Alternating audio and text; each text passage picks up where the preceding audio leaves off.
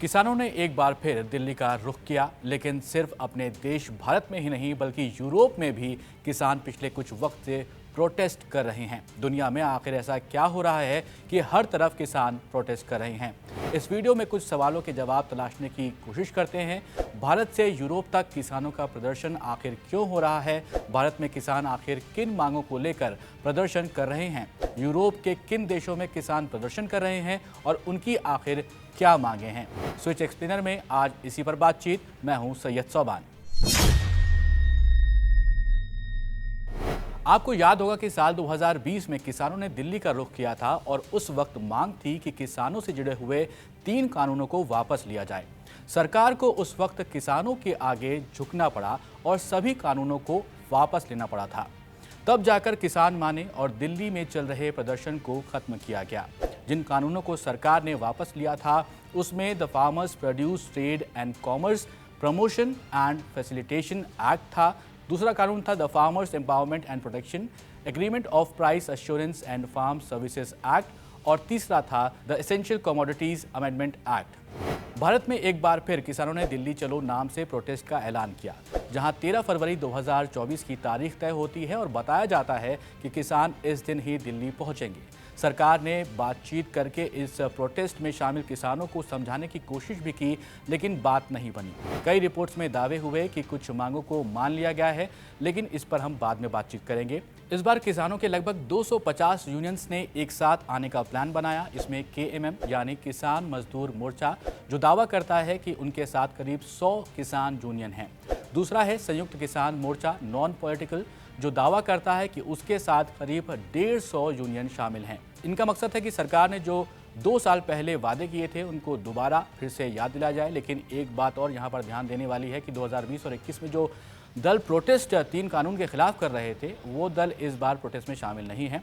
यहाँ आपको बता दें कि ओरिजिनल संयुक्त किसान मोर्चा जो था उससे अलग होकर इस संयुक्त किसान मोर्चा नॉन पॉलिटिकल बनाया गया जुलाई 2022 में।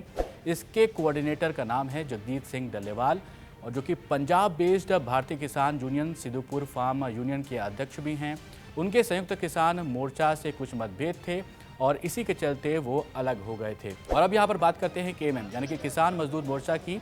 तो अभी जो हालिया प्रोटेस्ट चल रहे हैं उसमें ये शामिल है। इसको पंजाब बेस्ड यूनियन किसान मजदूर संघर्ष समिति यानी कि केएमएससी के कन्वीनर सरवंत सिंह पंधेर ने फॉर्म किया था। केएमएससी ने 2020 और 21 में जब कृषि कानून के खिलाफ प्रदर्शन हो रहे थे तब ये मेन प्रोटेस्ट में शामिल नहीं हुए थे। इस संगठन ने अलग से दिल्ली बॉर्डर, जिसे आप सब कुंडली के नाम से जानते हैं, वहां पर एक अलग मंच बनाया था। दिल्ली का जो लेटेस्ट प्रोटेस्ट है उसमें जो मांगे रखी गई थी उसमें क्या कुछ कहा जा रहा है वो भी आपको यहाँ पर हम बताते हैं। उसमें कहा गया है कि सभी फसलों की एमएसपी पर खरीद की गारंटी का कानून बने, डॉक्टर स्वामीनाथन आयोग की रिपोर्ट के हिसाब से कीमत तय हो, किसान और खेत में काम करने वाले मजदूरों का कर्जा माफ किया जाए, 60 साल से ऊपर के किसानों को 10,000 रुपये पेंशन दी जाए, भूमि अधिग्रहण अधिनियम 2013 दोबारा लागू किया जाए, लखीमपुर खीरी कांड के दोषियों को सजा दी जाए, मुक्त व्यापार समझौतों पर रोक लगाई जाए, विद्युत संशोधन विधेयक 2020 को रद्द किया जाए, मनरेगा में हर साल 200 दिन का काम और 700 रुपये दिहाड़ी दी जाए, किसान आंदोलन में मृत किसानों के परिवारों को मुआवजा और सरकारी नौकरी मिले, नकली बीज, कीटनाशक दवाइयां और खाद वाली कंपनियों पर कड़ा कानून बनाया जाए, मिर्ची, हल्दी और अन्य मसालों के लिए राष्ट्रीय आयोग का गठन भी किया जाए। वहीं संविधान की 5वीं सूची को लागू कर आदिवासियों की जमीन की लूट को बंद कर दिया जाए।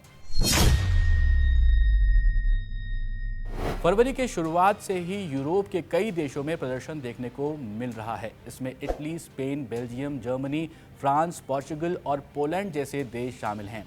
एक लाइन में समझा जाए तो ईयू यानी कि यूरोपियन यूनियन की कुछ ऐसी पॉलिसीज हैं जिनसे ये किसान नाखुश हैं।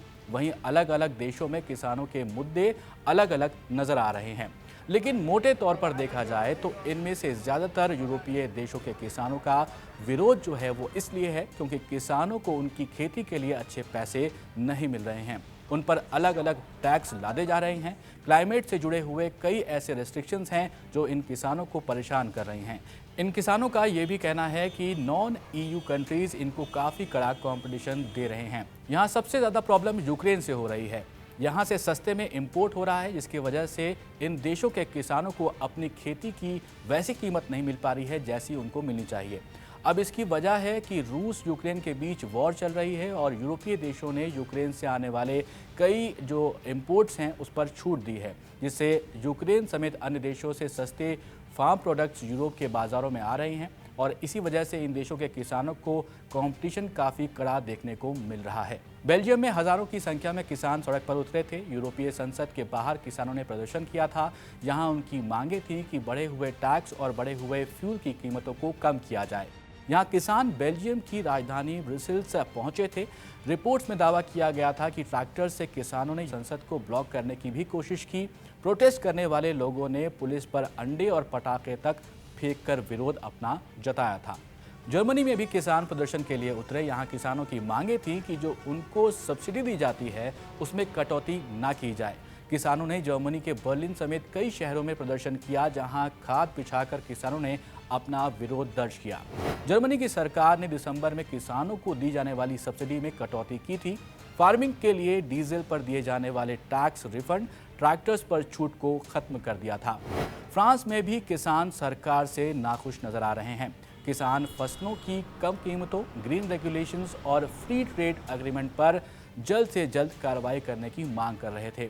पेरिस में किसानों का उग्र प्रदर्शन देखने को मिला था। इटली, स्पेन और पोलैंड के किसानों ने यूरोपियन यूनियन की फार्मिंग पॉलिसीज के खिलाफ प्रोटेस्ट किया था और उनकी मांगे थी कि फार्मिंग में बढ़ते प्रोडक्शन कॉस्ट को कम किया जाए।